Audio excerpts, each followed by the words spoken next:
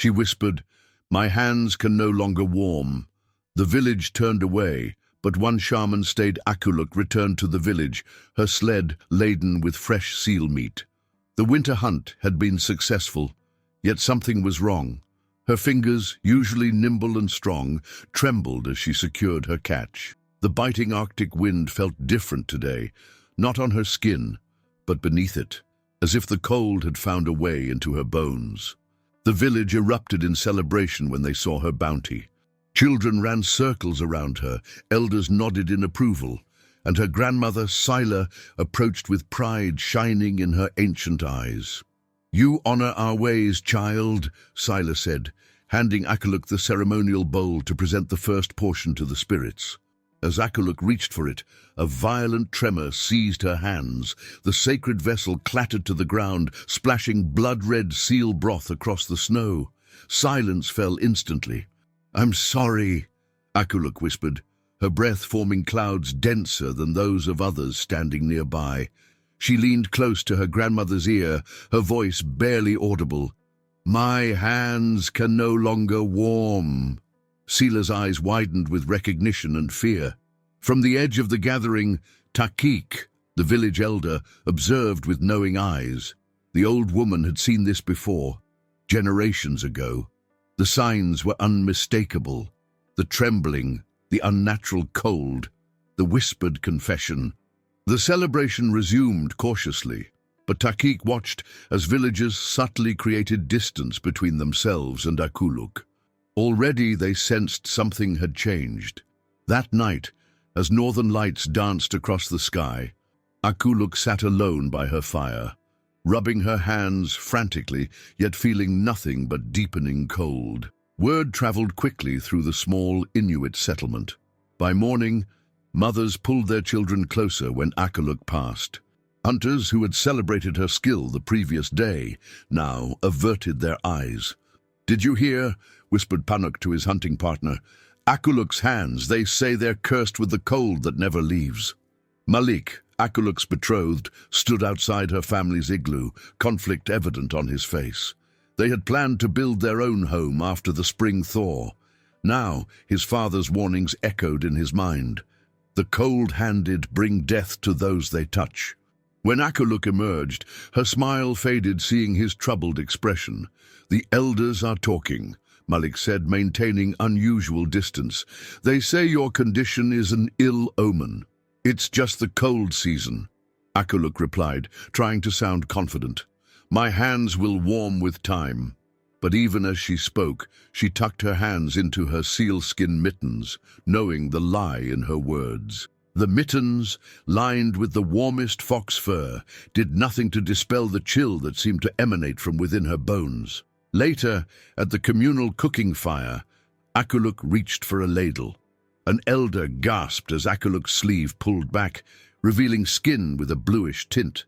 The woman hurriedly gathered her grandchildren and retreated. That night, Akuluk held her hands toward the flames of her family's hearth. The fire blazed hot enough to singe her sleeves, yet her fingers remained cold and stiff. Her younger sister watched from the shadows, fear and confusion in her eyes. "Am I becoming a spirit?" Akuluk whispered to herself as tears froze on her cheeks. The village council gathered in the ceremonial igloo as the moon reached its zenith. Steam from heated stones filled the space with mist as elders spoke in hushed, urgent tones. Amaruk, the village leader, sat at the center, his weathered face grave beneath his wolf fur hood. Akuluk stood before them, alone. Her parents waited outside. Tradition dictated that one touched by spirits must face the council unaccompanied. "Akuluk, daughter of Tunak," Amaruk began, his deep voice resonating. "The signs cannot be ignored. You bear the mark of Chikituk, the cold from within." Murmurs rippled through the gathered elders. Some made protective gestures, touching amulets of walrus ivory. "Our ancestors teach that when the inner cold takes a person, the spirits are claiming them," continued Amaruk. "But this claiming is dangerous for those nearby. The hunger of these spirits can spread like cracks in thin ice." Takik, the oldest elder, spoke next. In the time of my grandmother's grandmother, a hunter with cold hands brought sickness to 3 villages before the spirits were appeased. Akuluk's voice shook. I'm still myself. I can still hunt, still contribute. Your contribution now must be distance, Amaruk interrupted, until the spirits reveal their purpose or release you. The council's decision was unanimous. Akuluk would be given supplies and the small hunting cabin at the village edge, half a day's walk away. She would live there alone until her condition changed, or until winter's end claimed her. As she left the council, villagers parted before her like water around stone. Only her grandmother reached out, pressing a small carved amulet into her palm. Not all spirits come to harm, she whispered. 3 days' journey from the village, where glacial mountains met the frozen sea, Nukilik tended his small fire. 15 winters had passed since his banishment, punishment for challenging the old chief's wisdom during a time of famine. The village had survived, but Nukilik's warning about hunting grounds had proven correct too late to save his standing. Now he lived as a solitary shaman, communing with spirits that most feared.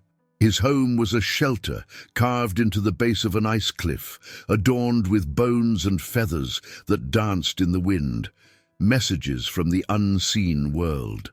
As aurora lights shimmered across the night sky, Nukilik fell into trance, burning sacred herbs gathered during the brief summer.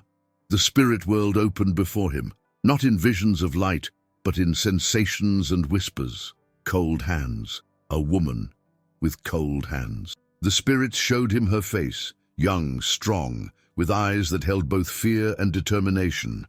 They showed her isolation, her trembling fingers blue against white snow. Why show me this? Nukilik asked the dancing lights. The answer came as feeling rather than words, recognition, connection. The same spirits that had chosen him now reached for her. Nukilik emerged from his trance as dawn broke. He gathered his few possessions, healing herbs, carved totems, his shaman's drum made from stretched seal bladder. For the first time in 15 years, he would return to the village that had cast him out. The girl with cold hands, he murmured, securing his sled. She is not cursed, she is awakening. His dogs, descendants of the same pack he'd left with, sensed his resolve and stood alert, ready for the journey.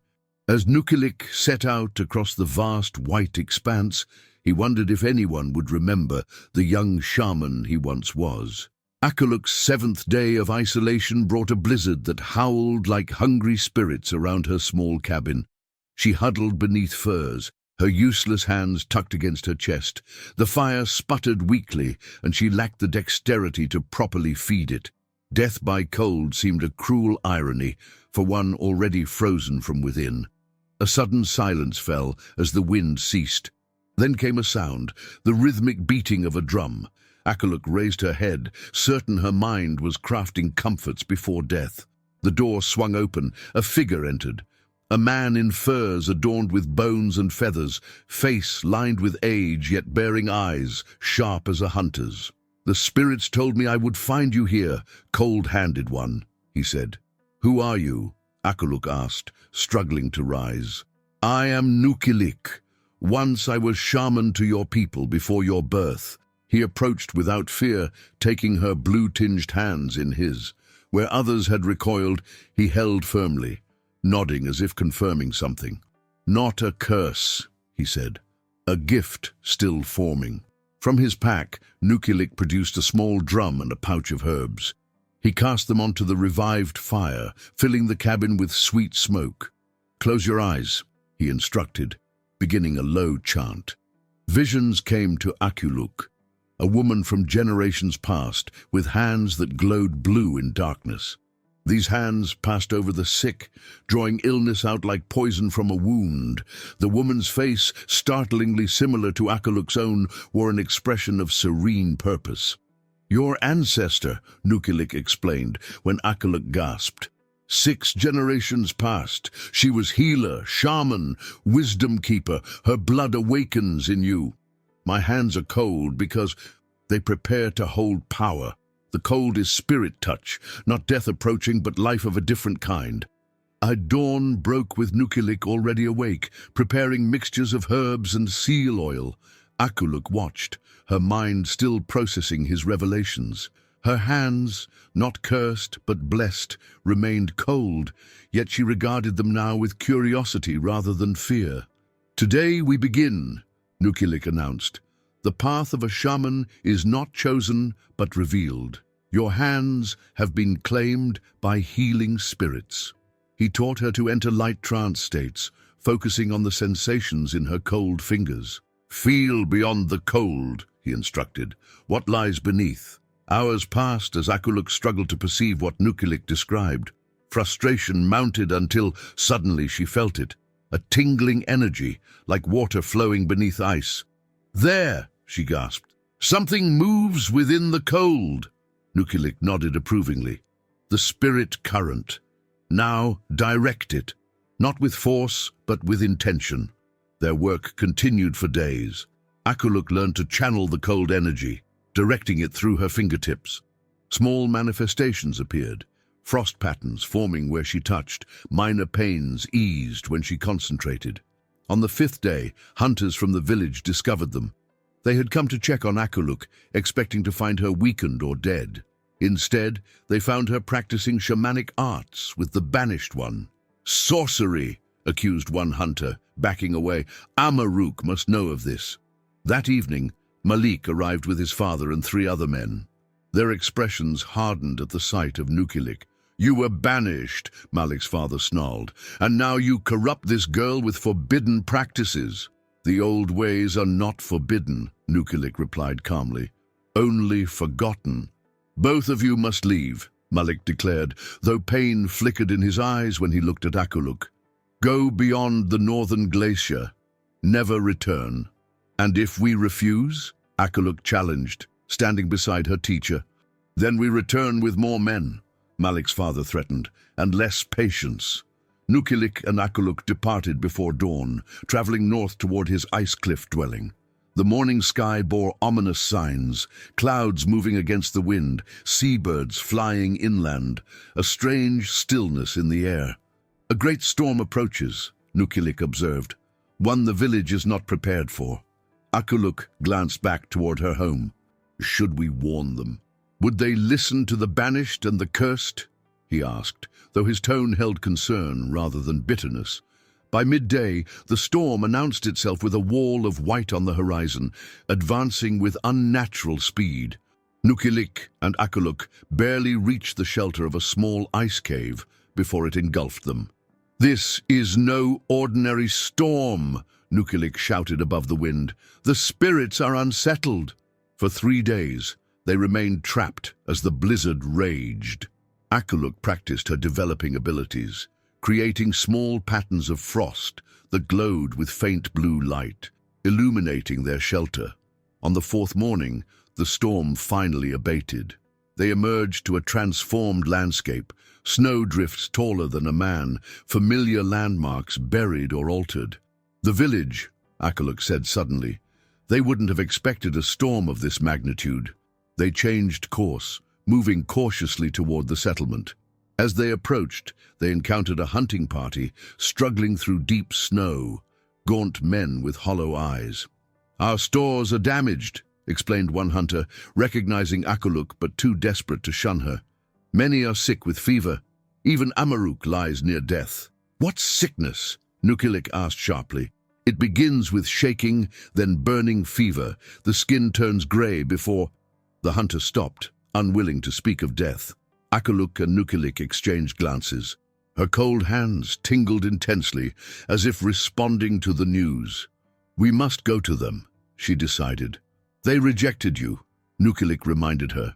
"And now they need me," Akuluk replied. "Isn't that why the spirits chose me?" The village appeared abandoned when they arrived. No children playing, no smoke from cooking fires. Only the howling of dogs announced their presence. Akuluk led Nukilik toward the central meeting igloo, now serving as a sick room. They were met at the entrance by Takik, the elder who had supported Akuluk's banishment. The old woman's face showed surprise, then relief. "You return at our darkest hour," she said, her previous judgment absent. Inside, the scene was grim. Dozens lay on fur pallets, their skin ashen, bodies alternating between violent shivering and sweat-drenched stillness. Among them was Amaruk, the leader who had exiled her, now reduced to labored breathing and incoherent mumbling. "The storm damaged our food cache," Takik explained. "We ate meat that had thawed and refrozen. Now death walks among us." Several villagers recognized Akuluk and Nukilik. Some turned away in fear or shame, others watched with desperate hope. Malik approached, his father among the afflicted. "You came back," he said, voice breaking. "After how we treated you." "I came to help," Akuluk replied simply. Nukilik examined several patients, then conferred with Akuluk privately. "This is spirit sickness, brought by eating food the spirits had reclaimed. Your cold hands were preparation for this moment." "But I've barely begun training," Akuluk protested. "I don't know how to heal." "Your ancestors' knowledge lives in your blood," Nukilik assured her. "Trust the cold within your hands. It will draw out the fever." Akuluk approached a suffering child first. The girl's mother initially pulled back, then relented, desperation overcoming fear. Akuluk placed her blue-tinged hands on the child's forehead. The effect was immediate. Frost patterns spread from her fingertips, and the child's feverish skin began to cool. The girl's breathing eased as Akuluk's hands grew colder still, seeming to absorb the fever's heat. "She is healing them," whispered an onlooker in awe. Through the night, Akuluk moved from patient to patient, her cold hands drawing out fever. Each healing left her more drained, her skin paler, but she refused to rest. Nukilik supported her with herbal teas and whispered guidance, teaching her to replenish her strength from the air itself. By morning, half the afflicted showed improvement. Children who had been near death now sat up, weak but alert. Adults regained consciousness, their grey pallor receding. Yet the most severely ill, including Amaruk and Malik's father, remained unchanged. "Your gift is strong, but their sickness has taken deep root," Nukilik explained. "For them, we need the ancient way."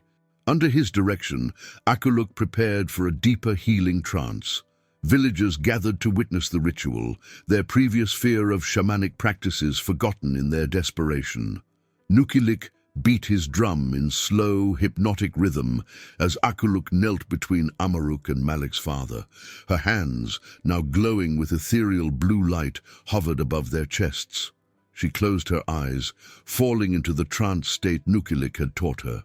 In her vision, Akuluk saw the sickness as dark smoke within their bodies. Her ancestor appeared beside her, guiding her hands to draw out the darkness. Physical reality and spirit world merged as Akuluk worked. Frost patterns spreading across the sick men's bodies, then receding, taking the illness with them. Hours passed. Akuluk's strength waned, but she persisted. Finally, both men took deep, clear breaths. Their eyes opened. Amaruk, seeing Akuluk, reached for her hand. Where once he would have recoiled from its cold, now he held it reverently. "You saved us," he whispered, "when we deserved abandonment." Malik knelt beside his recovering father, tears streaming down his face. "Forgive me," he said to Akuluk. "I chose fear over faith in you." Akuluk, exhausted beyond words, simply nodded, her hands still cold, but now recognized for what they truly were.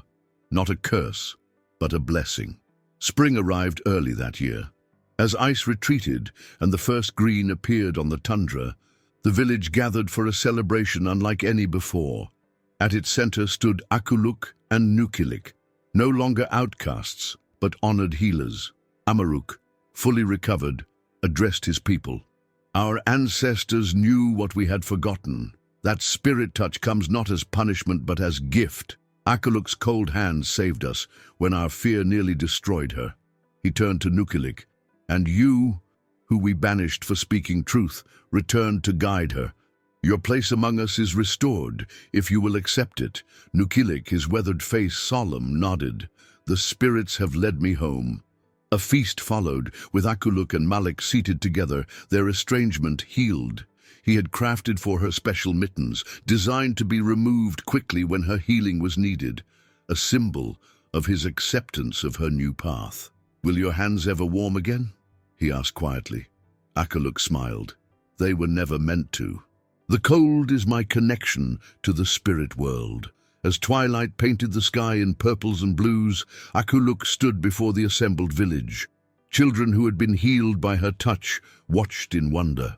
Elders who had once feared her now listened with respect. "I once whispered in shame, 'My hands can no longer warm,'" she began. "I thought myself cursed, as did you.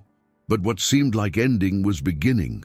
What appeared as loss was gift." She extended her blue-tinged hands, frost patterns dancing across her fingertips. "These hands cannot warm, but they can heal. They cannot hold fire, but they can hold life." Nukilik, standing nearby, nodded in approval as his student embraced her calling. That night, as northern lights danced above, Akuluk felt her ancestors' presence. Not a haunting, but a blessing. A whispered promise that the cold hands of healers would never again be turned away. As Akuluk's journey reminds us, what we perceive as our greatest weakness often conceals our most powerful gift. It simply requires the courage to embrace it and someone who sees our true potential when others turn away. Has there been a moment in your life when rejection led to an unexpected blessing, or when someone believed in you when no one else would? Share your story in the comments below, and if this tale of ancestral wisdom and healing touched your heart, please subscribe to continue our journey through the forgotten legends that still have so much to teach us about connection, purpose, and the courage to stand apart, even when your hands can no longer warm.